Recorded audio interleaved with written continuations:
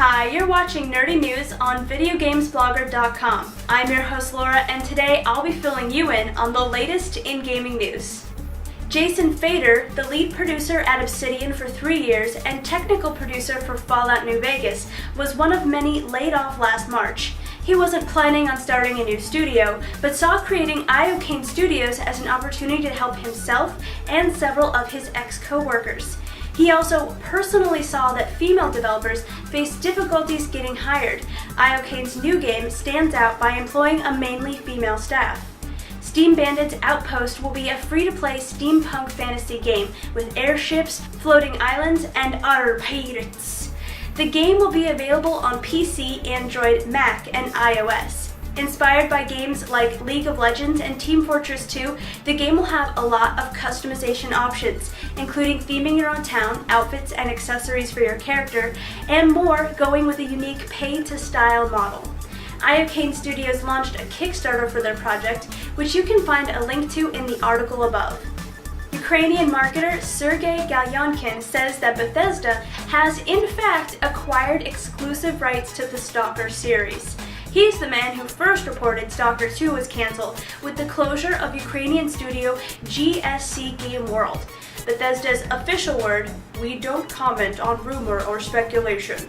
No comment doesn't necessarily mean the rumor is true, but it is telling that they didn't deny the rumor, which is easy enough to do. Apparently, another open-world post-apocalyptic shooter is exactly what the doctor ordered for Bethesda Studios. Galyonkin's unnamed source suggests that either Bethesda Game Studios itself or Obsidian Entertainment will be making Stalker. One might wonder why Bethesda would want to make yet another game along the lines of Fallout and Rage.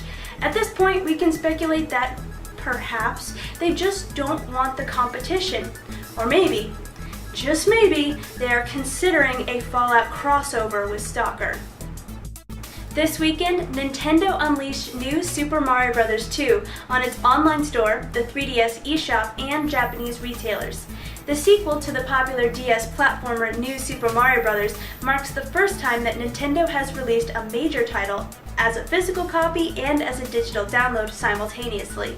The Kyoto-based publisher struggled to keep up with demand as the eShop servers experienced intermittent outages over the game's first few hours of availability.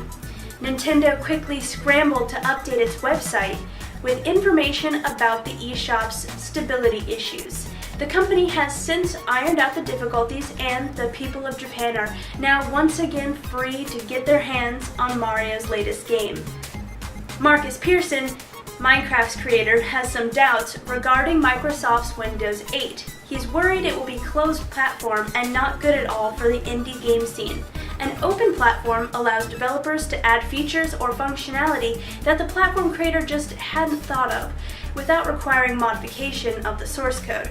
These are not the first misgivings voiced by people in the game industry. In July, Valve company president Gabe Newell branded Windows 8 a catastrophe, an opinion shared by Blizzard executive Rob Pardo, who has said he thinks Windows 8 will be bad for Blizzard. With only a couple of months before Windows 8 is released, I say dear Notch hasn't timed his comments very well at all. But at least we won't have to wait long to see if Windows 8 will be the catastrophe for PC gaming that people are so worried about. Does it concern you that there are some industry big names that are worried about Windows 8? Let me know what you think in the comments below. That's all the news I have for today. Love and peace from my PC to yours.